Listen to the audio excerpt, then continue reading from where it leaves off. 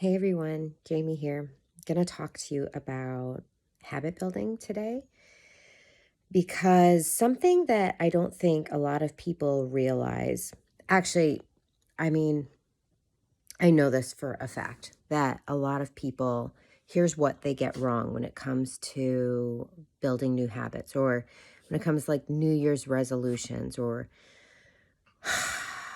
okay, this feels a little nuanced, but it's not. I'm in my head, it's more complicated than it really is. I'm trying to keep the shadow off of me. So, when it comes to building new habits, something that most people don't realize is that it's actually sets you up for success to start small and to anchor in and build that consistency before you ramp it up into something bigger. And so, what I mean by that is you are so much more likely to succeed. You are so much um, more likely to actually successfully build the habit. If, like, let's say, let's use the example of health and exercise. You are more likely to not fail and to keep going and to build the habit if your intention is something that has the least amount of friction, something that you could do on your hardest day, something that's small enough that even on your worst day, you can still get it done. Something super realistic that genuinely fits into your current life. So, for example, let's say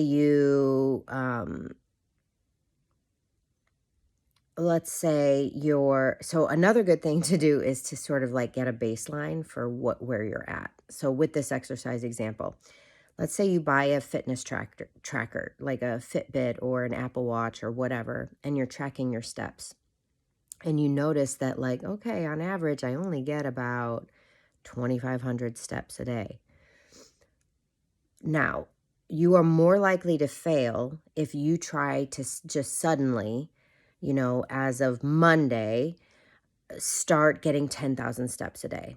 You are significantly more likely to fail when you try to like quantum leap forward, as opposed to saying, okay, so for the last several days that I've had this tracker, I've found out that my average steps, or that I get around 1,500, 2,000, 2,500 max.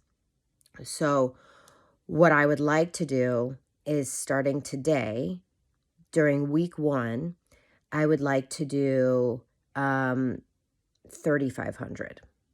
Okay, so an incremental increase.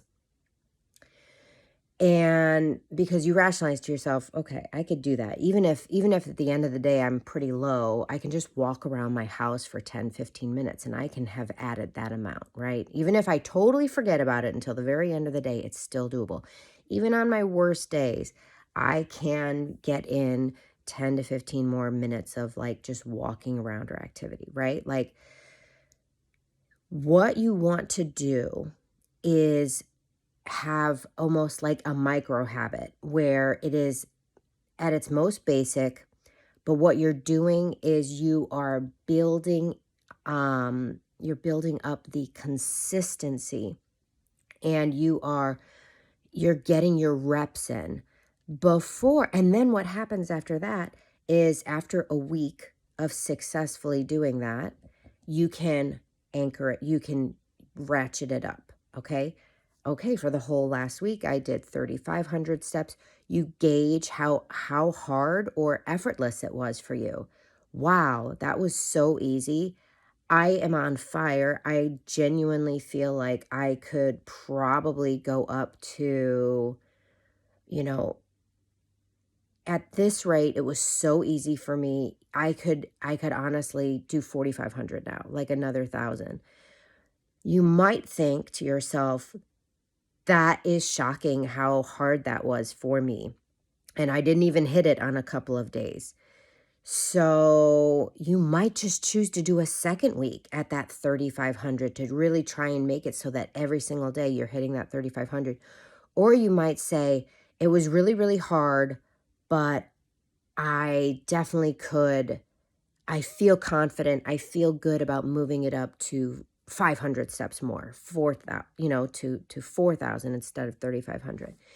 You are so much more likely to stick with it, to hit your goals, and to actually reinforce it. And what's happening is you're actually building the new neural pathways in your brain. You are literally actually sparking new, neural pathways in your brain. You are acclimating your body to this new habit, to this new way of being, this new lifestyle.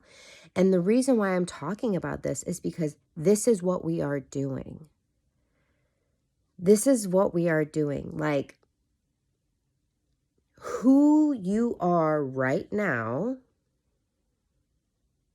is a different version of yourself than who you are with different life circumstances, right? I mean, so many of us don't stop to think about it, but that, like, when you think about it, it's totally logical and makes complete sense, right? Like, who I am right now is a match for what my life looks like.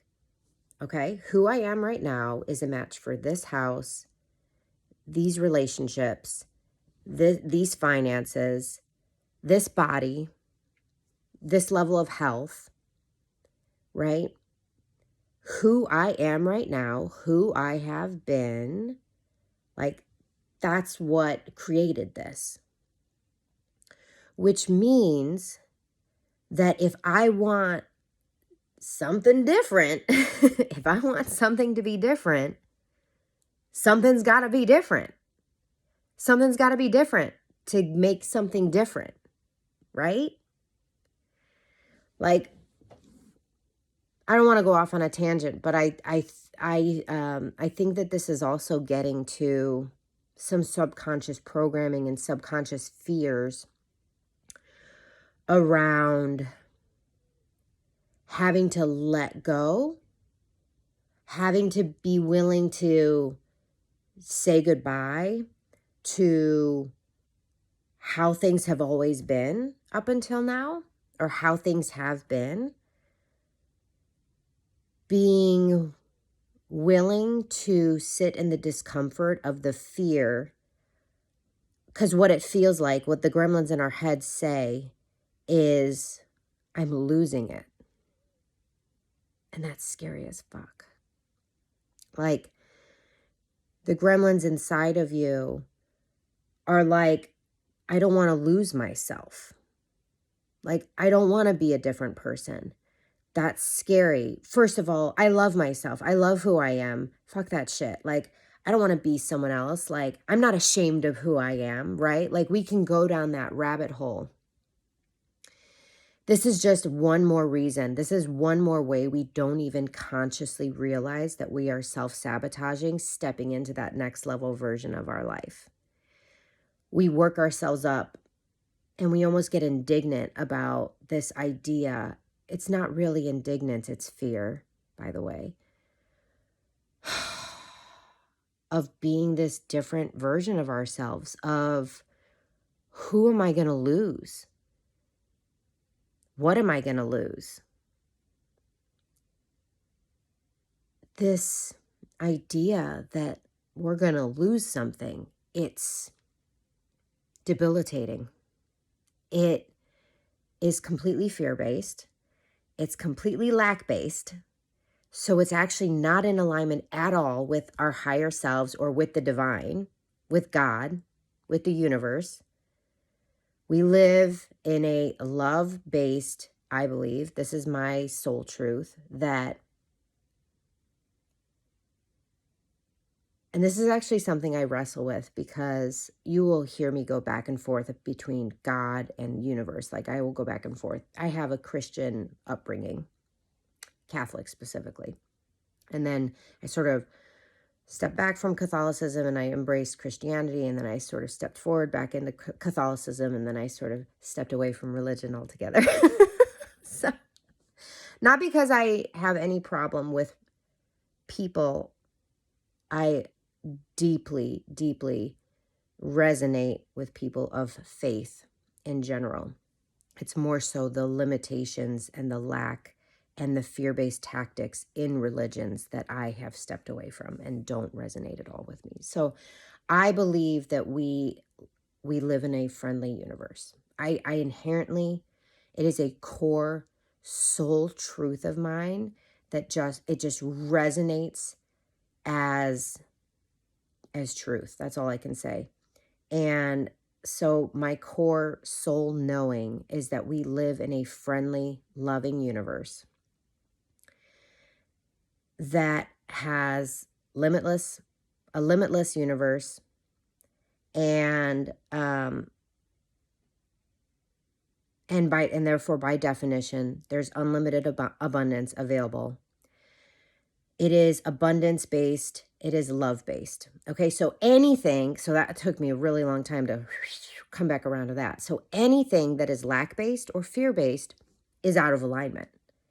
It is by definition out of alignment with your higher self, which is your divine self, which is your self that is connected to the divine, which is your connection to the creator. And you are a creator. You are both a drop of water and you are the ocean all in one. And that's another thing that people who have incredibly strict religious beliefs are very afraid of, is this idea that someone has the audacity to suggest that because they come from divinity, they are divine, because there are a lot of religions that say the one and only God, this, that, the other thing, that it's, a sin or whatever to talk in that way or to think in that way. And yet it's actually the most natural, obvious thing. And it's referenced many places in the Bible as well. But I am not a theologian, so I can't go down that path. Let's get back on track, shall we? Okay. So I went down that rabbit hole and that tangent because I acknowledged that one of the ways in which we self-sabotage is we get consumed by our lack-based or fear-based thoughts. So that's how that little rabbit hole just happened. Back to what the point of this video was supposed to be, but I do trust that everything that comes out is absolutely of service to you. And when I go on these little tangents, I just trust that, like, that's literally who I am as a person. And so if you're loving my videos, you, by definition, on some level, appreciate the insights that come from those crazy tangents and like rabbit holes. So I am trusting and knowing and believing that I always only have to be exactly who I authentically and genuinely am to connect with my soul people. So my soulmates. So I started this video talking about what most people get wrong about building habits. And it is taking too big of a leap. Trying to start off with this massive habit that is so out of alignment with where you're currently at that it's just too big of a leap, and you're setting yourself up for failure instead of success. And so again, it's okay when that happens, because here's the thing. The next thing I want to say is most people treat building new habits like I either pass or fail. Either I was successful or I failed. They treat it with such rigidity. And the truth is that that's not life. So if we can approach stepping into our next level self as this iterative process, as this process where we go through it over and over again, we cycle through it and we make tweaks and we make changes as we go along, if we treat it not as either I passed or I failed, either I succeeded or I failed, and we like literally get rid of that whole binary thinking, and instead we just say, hey, I'm building a new habit, and there will be highs and lows, and there will be successes and failures, and I will keep going, and I will get better and better, and I will figure this out. That uh, mindset shift is absolutely going to be the difference between eventually establishing this habit versus not. So many people say, this is what I'm going to do. I'm going to go to the gym and I'm going to do a 45-minute workout, and I'm going to do it 5 days a week, Monday through Friday. And on Wednesday, they have the worst day ever, and they're just like, I'm fucking exhausted. I'm so sore. Like, I don't feel good. I didn't eat well today. They miss Wednesday, and then they miss Thursday, and then they're like, well, that didn't work. And then they move on with their life. And then and then maybe 3 months or 6 months or a year later, they try again and give up after 3 days again. Why? Because they treated it like, oh, I failed, so it's a done deal. And they lost all of their momentum because at that moment they had that binary way of thinking. I either succeeded or I failed. I succeeded for 2 days and then I failed and now it's done. On the other hand, if they went into it with a commitment to like, okay, I'm going to figure this out, and listen, I will not be perfect. I'm going to tell you that right now. Like, I'm not going to be perfect. There will be missed days, but I'm going to do my best. I'm going to do my best to never miss twice in a row. And I'm going to do my best to consistently reevaluate. And this is why in my aligned planner, which I talk about, I give a link to it in all the comments of my videos. And my alignment planner is to support people like you and I to connect with our deepest desires and dreams and goals. But also to leverage the art of manifestation, to leverage the knowing that we are conscious creators, and to engage the spiritual aspects of these things as well. But one of the things I do in my daily, and I've talked about this before, but there's a daily morning ritual and there's a daily evening ritual, because I genuinely know and believe that the best, most amazing days start the night before. And what I mean by that is there is planning that we do the night before that help our next day be as incredible and fulfilling and magical as possible. And one of the things I talk about in the evening ritual is I don't encourage anyone to criticize themselves or judge themselves. I ask them, now, what would make tomorrow 1% better? Now, that's a very different approach from what did you do wrong today? It's a totally different mindset. What could make tomorrow 1% better? And so let's say you missed the workout today. In that spot, you would just say, okay, I didn't make it to my workout. There's also a spot in the evening ritual of like, who do I need to forgive today? That's a nice way of saying, who triggered me? Who was I pissed off? Who was I annoyed with today? And almost every day I put myself amongst other people. So I might say, I'm mad at myself. I didn't do my workout and now I feel like shit. And there's a whole process that I have that I actually talk about the Ho'oponopono method in there, which is like a forgiveness mantra, a self-love mantra. I talk about that in the front of the planner. There's like some workbook pages and there's some educational pages, and I talk about what that is and why that's so important. And then, like I said, there's that next section where we say, like, how could tomorrow be 1% better? That's your opportunity to go, okay, what happened there? I wanted to work out, but like, what were the circumstances where I released that intention, where I convinced myself it was okay, or where I chose something else over this commitment I had made to myself? What happened there? You're kind of like doing a postmortem. If you're familiar with the project management industry, you're doing a postmortem. You're asking yourself, like, what happened? What went wrong? What went right? What went wrong? I don't know about you, but there's so many days where I'm like trucking along. I'm having a great day. Things are going really, really well.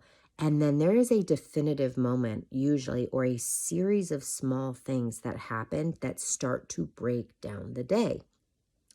And if I don't leap to action, if I am not proactively addressing those things, they have the potential to continue to degrade my day. And so a lot of times when you ask yourself, okay, where was the breakdown? What happened? You know, um, you can usually isolate or identify at least one or two things that ultimately sort of like stacked the odds against you in favor of not doing the thing you wanted to do instead of doing the thing you want to do. And then you ask yourself, like, okay, uh, if the same thing happens tomorrow, how can I mitigate that risk? How can I do something different to get that different outcome that I actually deeply desire? Um, by the way, side note, even though this is a 22-minute long video, side note, sometimes it is absolutely the right decision to not get the fucking workout in. Side note. Side note, you might have said, actually, another part of the evening, well, it's listed under the evening ritual, but I actually fill it out throughout the day, which is the section where you're celebrating and expressing gratitude for, and I give you prompts to make it super easy to know, like, to just kind of help generate, like, help you remember like the good parts of your day. But with my ADHD, if I don't fill it out throughout the day, like, I barely remember what happened an hour ago versus the whole day. So for me, for it to be effective for me, I actually do my best. By the way, I'm very like wildly ineffective at this, but I do my best, and I'm getting better and better every day. But I try to fill it out throughout the day, this celebration, this gratitude, this acknowledgement section. And you might put in that section, I'm fucking proud of myself because I was exhausted. I didn't have good sleep. I ate poorly. I was starting to feel sick. And so I actually, the right thing to do in that moment was not go to the gym and put myself at risk for injury because I would have terrible form and I would not be giving it a good, it wouldn't have been safe for me to go to the gym. I'm so fucking proud of myself. Even though I have this goal to go to the gym, I'm so proud of myself for actually tuning in and honoring what my body needed in that moment, going home, and I made myself, whatever, something nourishing, and I cozied up with a blanket on the couch, and I'm giving myself love and I'm giving myself grace in this moment. And that's the type of person I want to be. I don't want to criticize. I don't want to judge. I don't want to hate myself because I didn't go to the gym when I was ill-equipped to go to the gym. And then in the 1% better section, you would go, all right, well, I don't want to be in that position though. So moving forward, what can I do so that I don't feel that way? And I am energized to go to the gym, right? Like, so this is what I mean when it comes to habit building. Yes, consistency matters, but flexibility also really matters. And setting yourself up for success, not failure, means micro habits. What is the smallest unit of this new habit that I can start with, get my feet wet, blah, blah, blah, blah, get my feet wet with, and start building the habit? Because every week, or however often I want to, it doesn't have to be, weekly. It doesn't have to be weekly. It can be however often you want. When am I ready to deepen this habit and expand it and make it a little more robust, right? So, maybe your first habit, like maybe that micro habit, is getting to the gym. Like, I am going to get to the gym. Even if I'm tired, even if I'm hungry, I'm going to get to the gym. I am going to build the habit. I am going to get used to getting to the gym. And maybe the commitment is I am going to do 5 minutes of exercise at the gym. It might just be walking on the treadmill or walking on the track. It might be doing like one set of like bicep curls with like a light weight. It doesn't even matter. Like, you're building the habit of getting yourself to the gym and doing something. And then what it looks like a year from then might very well be daily 40-minute exercise routines of some sort, where maybe sometimes you do cardio and sometimes you do strength. Or you might step back even, and it might end in a year from now, you might be the healthiest and fittest you've ever been, and you actually only go to the gym 3 days a week. And you've figured a lot of shit out, and you've decided, I don't need to go to the gym every day. Like, that's the beauty of this system. But you can't get there if you give up on day 3 because you didn't make it to the gym and you beat yourself up and you say, I'm a failure and I can't do it. And then you just go back to the way things always were. Okay. This is only almost 30 minutes long, so I'm actually going to end it here.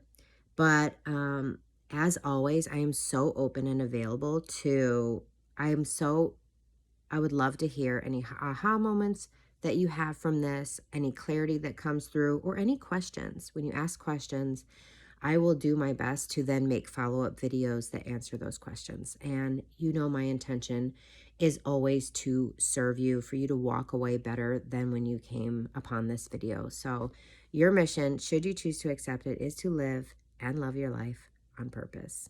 See you guys later.